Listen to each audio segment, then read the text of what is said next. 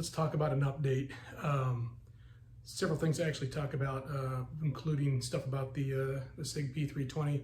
I guess it's just come out and people have probably heard that Sig Sauer was found not liable in their lawsuit when it comes to the claims of the trigger miraculously firing on its own inside of holsters. So that just came out today, that they were found not liable for that stuff. And it looks like a lot of these litigations are kind of being pushed by the same law firm, taking on different people. And it looks like a lot of the lawsuits are kind of like riding on the coattails of their previous actual issue when it came to the drop safety issue. But now they're kind of like doing things to where people are having negligent discharges and they're kind of trying to blame it on the weapon system instead of the people. So looks like Sig has kind of come out pretty clean on that as of right now. I have taken the P320 and the Gen 5 Glock MOS, Glock 19, out of the tactical range, and I was just running through a lot of things with them.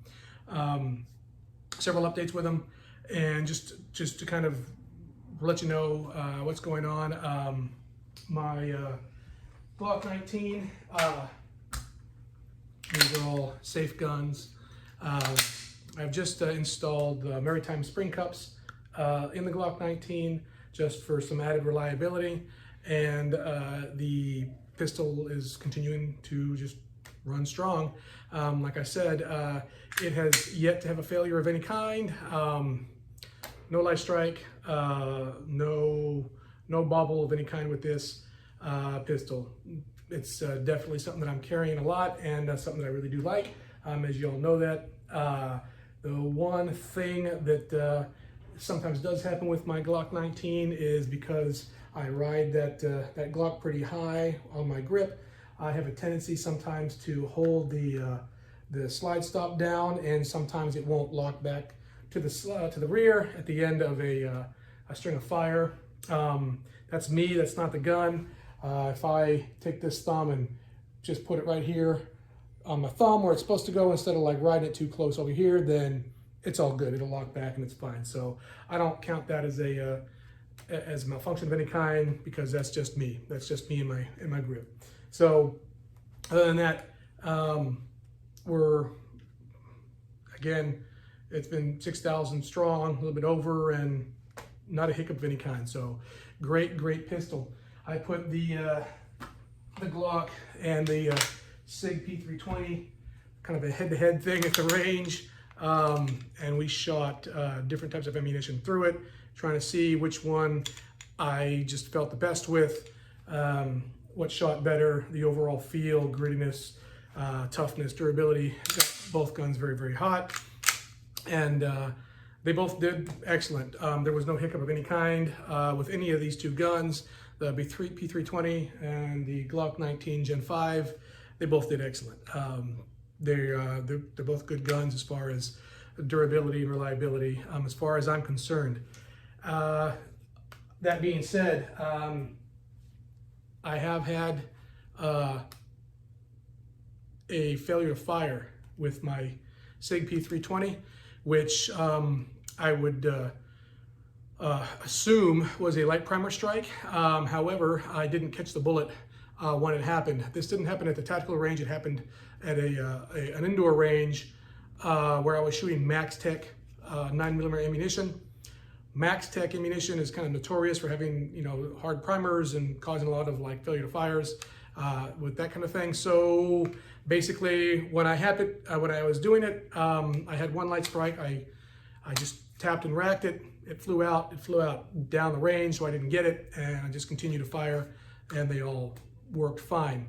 I probably am going to give that a little bit of a pass just because of the Max Tech ammunition. I'm going to kind of assume that it was really the ammunition, just that one bobble with the ammunition, because I've had no other problems with it, other than one small stovepipe when I first put the red dot on this new slide. It was a brand new slide. So take that for what it's worth. This has gone more than 6,000 rounds. This fire control unit, we're going in about 7,000 with this one right now. And those are the only two issues that it had. Again, I'm leaning on not counting the MaxTech issue as the gun's fault. I'm going to put that more for the ammunition itself. That being said, the Glock Gen 19, the Gen 19 Glock also fired the same MaxTech ammunition and went through and didn't have any issue with it. So take that for what it's worth. But again, that's neither here nor there. I believe both guns are doing really, really well. At the range, I put in, each gun had 150 rounds through it. 50 of those were the Tulamo steel case stuff. There were 25 rounds each of some aluminum ammunition Federal, some 124 NATO rounds, but another box of 50 of that, and then some more like aluminum and steel mixed stuff. So both of these guns ate it out without a hitch. The guns did extremely well. There was no issue. Both got hot, both got dirty, both got gritty in the terrain that I was in, and they worked fine. The Sig Sauer P320, for me, I think is a smooth shooting gun. The trigger on that gun is just extremely smooth as far as the Glock is concerned. The Sig has a better trigger, that's true. The Gen 5 Glock 19's trigger is not bad. I'm used to Glock triggers. I don't shoot low and left with them or anything like that. They shoot straight on. So I can handle them all right, pretty well. Ironically, even with the red dot on this, I think I seem to be a little bit more accurate with the Gen 5 Glock 19. Not to say I'm not accurate with this. They both hit exactly where I want them to be, but I feel where I'm a little bit maybe quicker and on the money with the Glock 19, and a little bit faster, a little bit smoother with the Sig Sauer P320.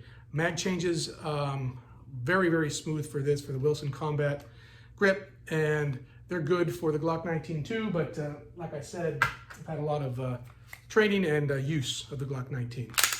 So again,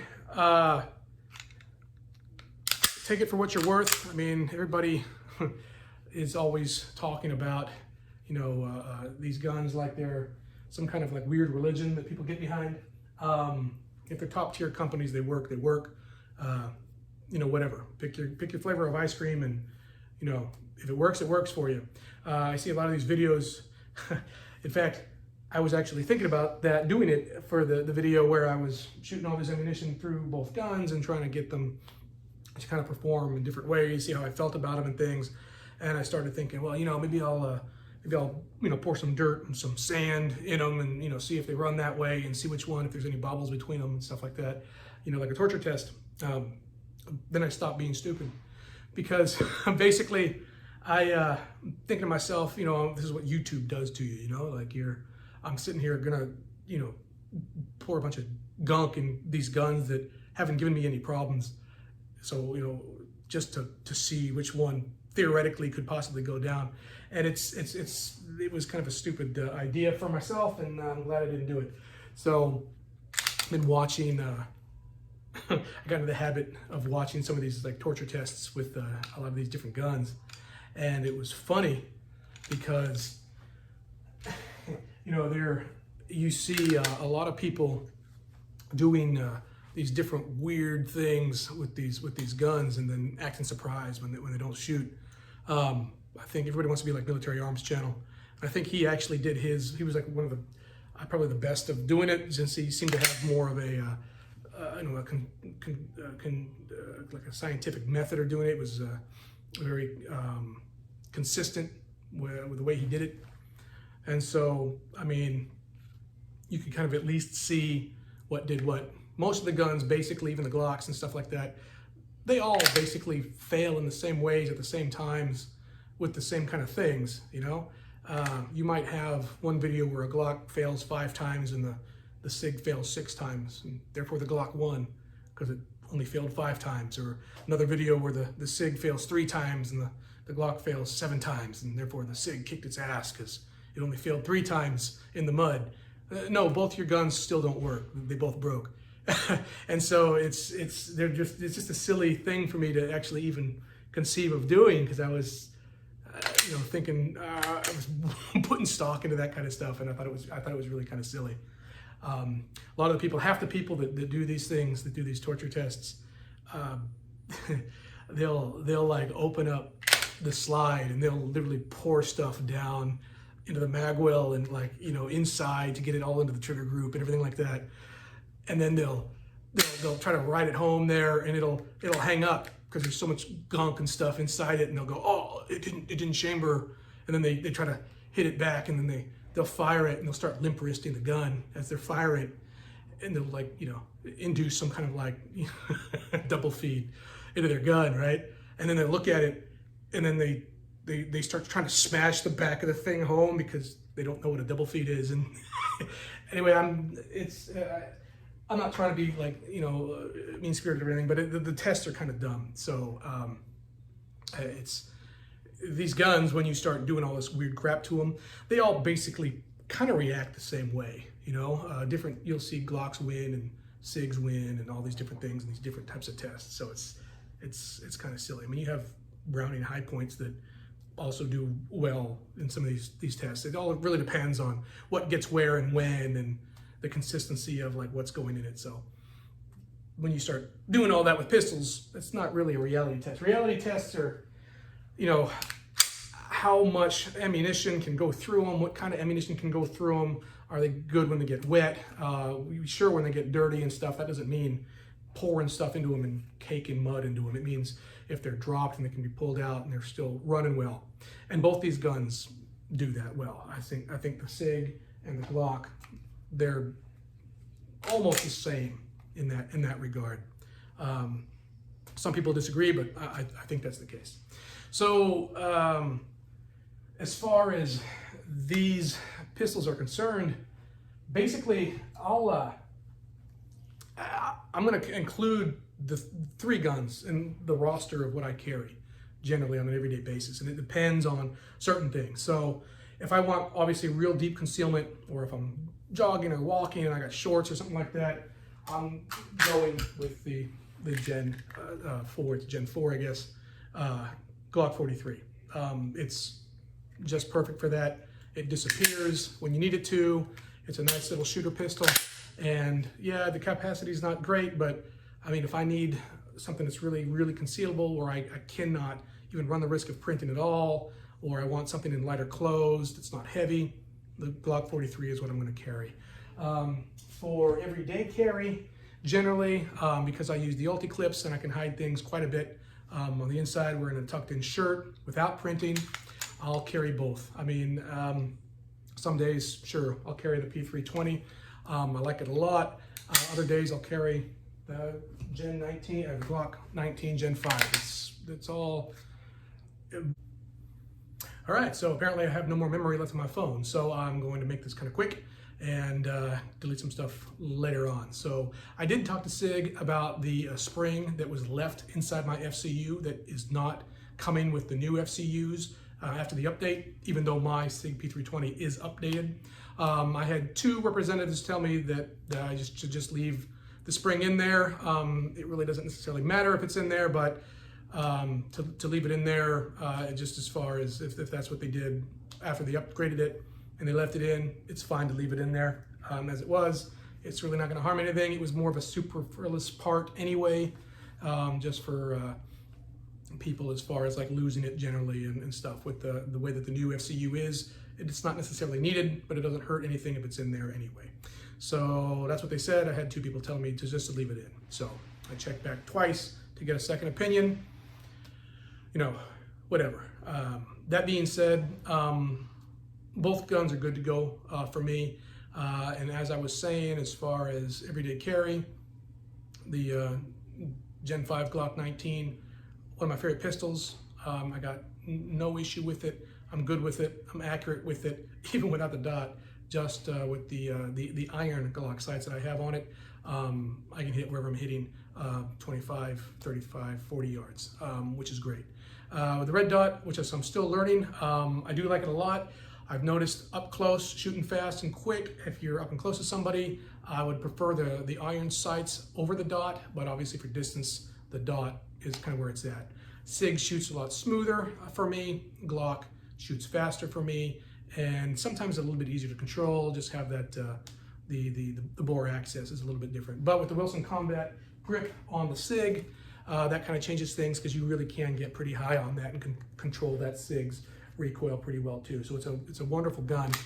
So something that I really like quite a bit, and something that I'll also carry in my roster of 3 guns. So whether it be the 320, the Glock 19 that I'll carry, or for real deep concealment, the 43, that's fine with me. It really depends on what I'm doing that day, where I'm at, and what I can get away with. So anyway, that's going to be the video for right now. I'm sure this is going to stop at any time. I just wanted to give you those few updates, kind of show you the footage that I put the guns through, and you know, just kind of from my experience, there's really no, these top tier guns, these manufacturers that make these guns, I mean, yeah, each one's going to have strength and weaknesses over the other, but man, they're all pretty much doing what they're supposed to do. If you're taking care of your guns, if you're cleaning your guns, and you're not torture testing them and making them weird and getting them real dirty and leaving them dirty, they're going to work. That goes for Sig or Glock or Smith & Wesson or anybody else. So that's basically what I was going to say in the video. A lot of these videos that I see with people with all these malfunctioning Sigs and malfunctioning Glocks and this and that, mine rarely malfunction, and I shoot a lot. I get these guns hot. I shoot a lot of different ammo. I do a lot of like tactical stuff with them. I've competed with them. I keep my guns clean. I got, you know, sturdy grip when I shoot, and I tend not to have any issues really with my pistols or my guns. So that's really about it. That's going to be my update. I may make a video here coming shortly about stuff that's being rammed through the house and all this nonsense about assault weapons bans and getting rid of just about everything and stuff like that. I don't like to get political on this channel, and I'm really refraining from doing so, but I may make a video of that coming soon. I'm not worried at all about any kind of assault weapons ban and stuff like that. These people that are not a part of who we are, and I'm saying that as a country and a people, these people who are not a part of who we are can basically pass what they want, but I don't think it's going to work out for them really well in the end. So that's just my brief little synopsis of it for right now, but I'm going to not really get into that at this point. Like I said in the last video I made, never apologize for what you've bought legally and you know, correctly as an American citizen. Sure as hell never give up what you've purchased legally and trained with. There's a reason that these are rights and not privileges. So just keep that in mind. But that's just going to be me. And I probably won't talk too much about that kind of stuff. But as you can see, some of the stuff in the video, I don't really care what comes down the pipe. So anyway, as far as the which gun is better, the Sig, the P320, or the Glock 19, man, they're both good. I like them both.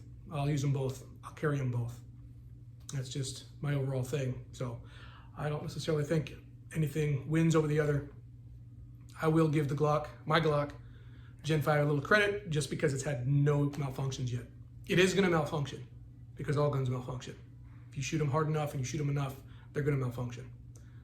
The Glock's been proven, hasn't done it yet. Sig's had maybe 1, 2 if you count the max deck issue. But anyway, that's it. Hope you enjoyed the video. Hope you enjoyed the footage. Again, I'm a busy guy, so I can't really do a whole lot of stuff with videos, and I'll try to maybe do something else here in the future. But appreciate you guys watching. And like I said, this is only my opinion. My opinion probably doesn't even matter. Thank you.